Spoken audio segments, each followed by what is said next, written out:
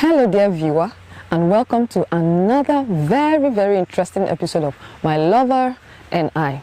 Now I hope that you have been able to take on under the assignments that we gave last week, because it's going to matter if you're intending to say I do or you're intending to get married to that special person that you love.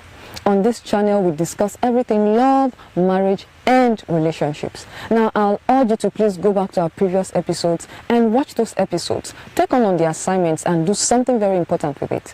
Now today, what are we talking about? We're discussing family. Now family is the unit of every society, and if you're intending to say I do, family is an important part of that relationship. You're not just getting married to an individual. Now you are going to be getting married to someone who is from a family. How well do you know the family of the person that you intend to get married to? This is very important. You're going to be meeting new people who you may or may not have known all your life, and you need to understand these people. You need to understand the family where your intended spouse is coming from, because if you do, it's going to go a long way to help you understand your intended spouse. Now specifically, I'd like you to look out for the relationship between your intended spouse and his family. First of all, what's his or her relationship with the father? What's the relationship with the mother? What's the relationship with the siblings? This may look very salient, but they will go a long way to help you when you eventually get married. Now, if you're getting married to a man, for instance, who is very close to his mother, that may be a plus for you as a woman, because you're going to see that he is going to love you for who you are. Now, I'd like you to please watch out and draw a line between love and domination.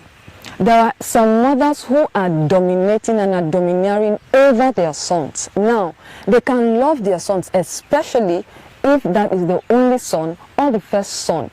The love can tilt to the extreme, and she begins to have a domination over her son. She makes all the decisions for him.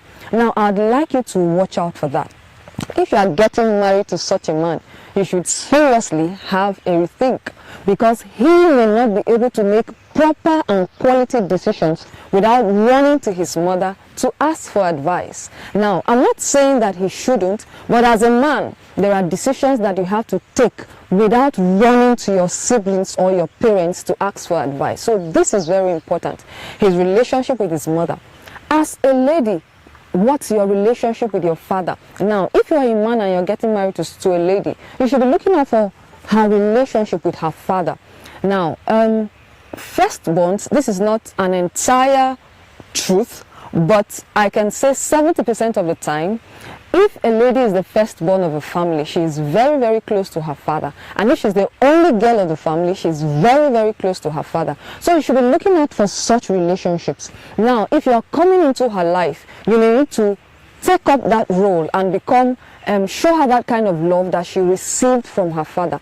Now, understanding this kind of relationships would make you understand your intended spouse and treat them that way. You're not trying to change them. That's where conflicts arise, but you're trying to fill in a gap that she may have been living, or he may have been living from his family.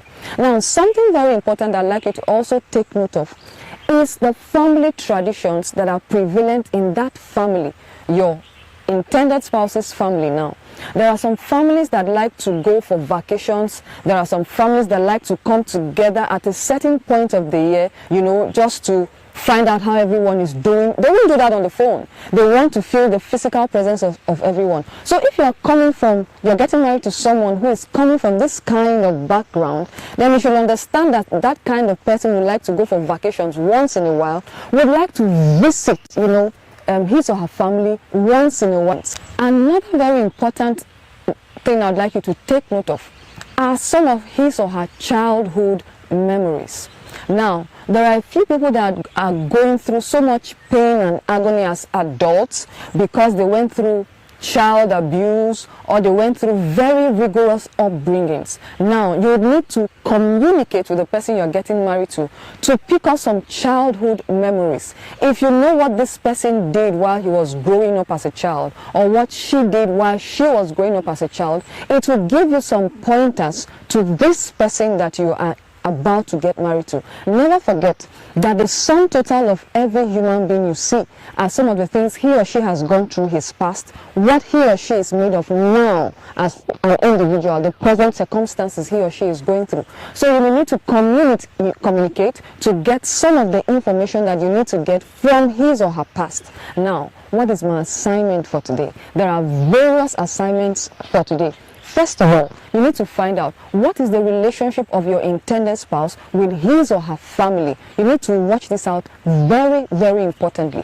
Secondly, what are his childhood memories? And thirdly, what are the family traditions? I'd like you to take these assignments very, very seriously. It's going to matter if you intend to understand your intended spouse, because this is going to be a foundation for a very, very buoyant relationship and ultimately your marriage. Until we come your way again next week with another very interesting episode, stay blessed.